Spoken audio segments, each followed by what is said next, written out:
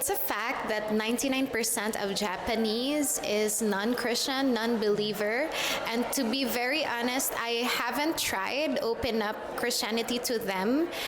Okay, I am here and I am in church and I am interviewing church people to see about what their life is like living in Japan. So I am here with Julie.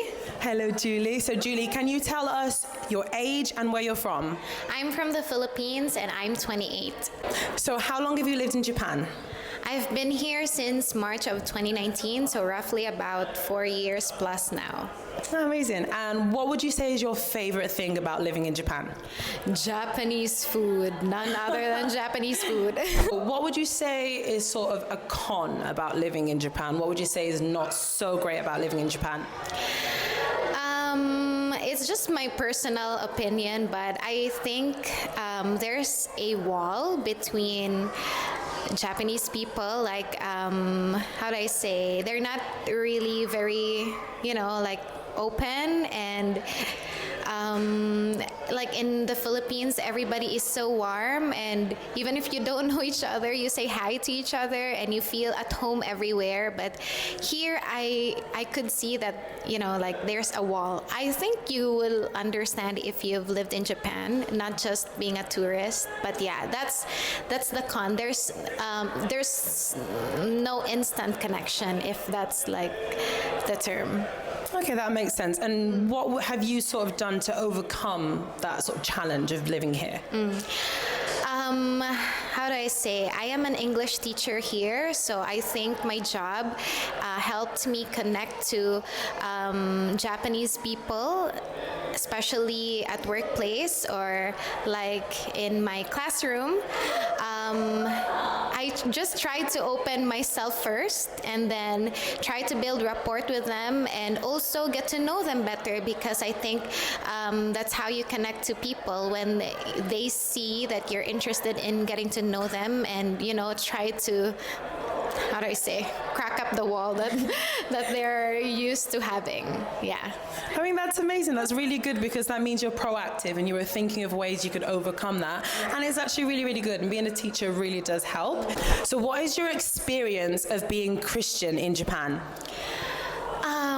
To be honest, it was hard at first, because in the Philippines, I go to church like every Sunday, and then we have connect groups in a week, and it's so easy to connect with other Christians because it's a Christian country. But here in Japan, especially, the language is not my own language, and I couldn't understand any single word when I came here.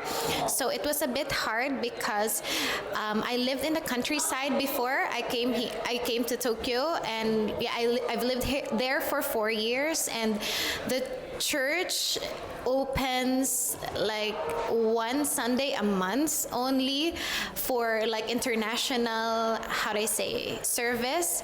So the other 3 Sundays would be all in Japanese. So I really couldn't,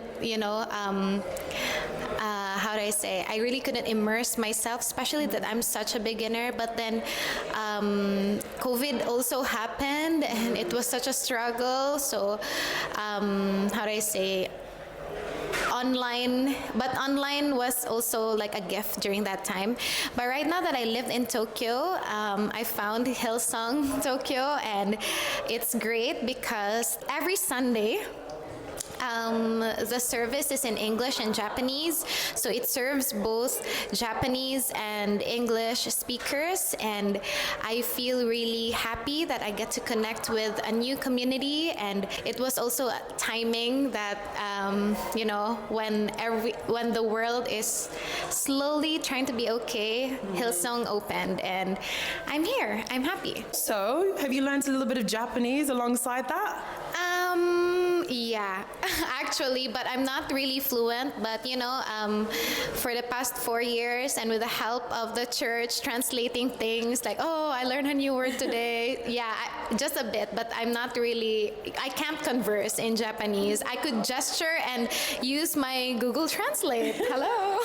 Yes, Google Translate is a lifesaver. I think we all need Google Translate at some point or another.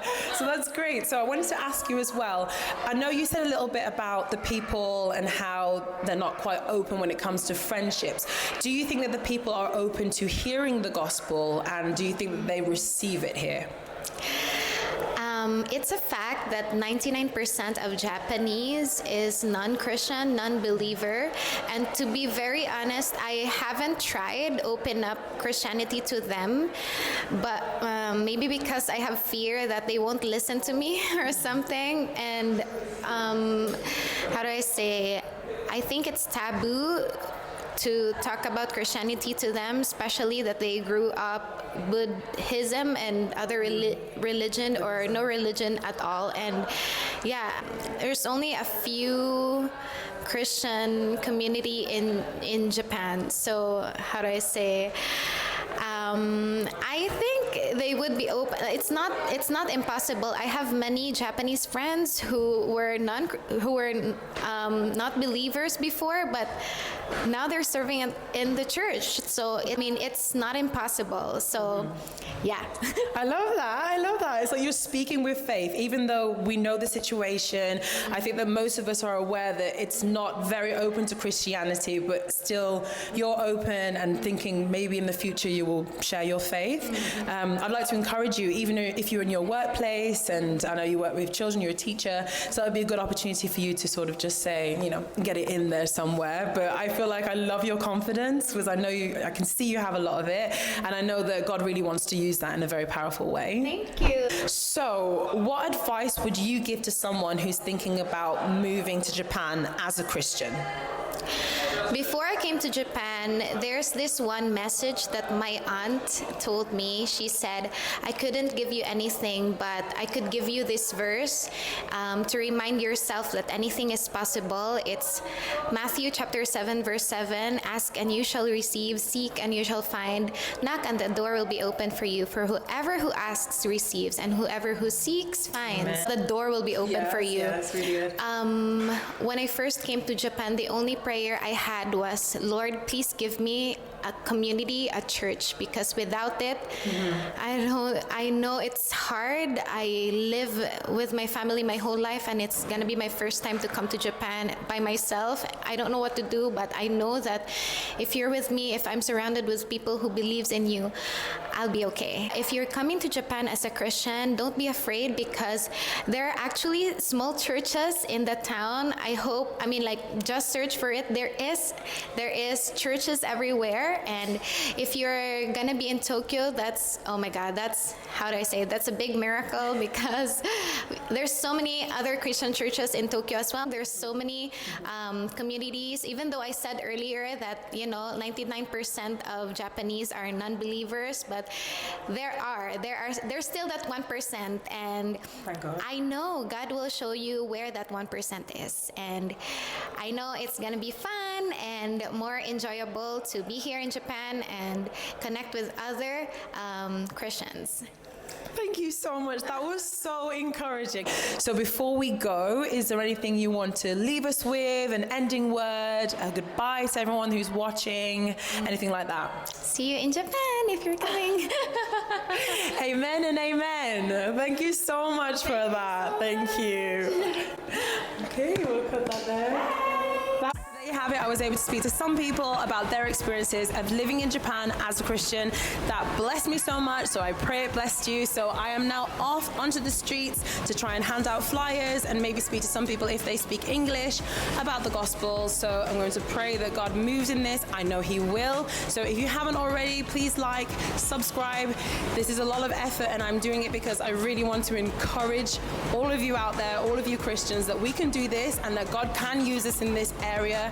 And please, please, please, if you can, pray. Please pray. I need some help in this. We know that God is going to move and He is going to impact so many lives. I'm believing in that. So please be with me in prayer and let's see what God's going to do. So I will see you next time. Bye.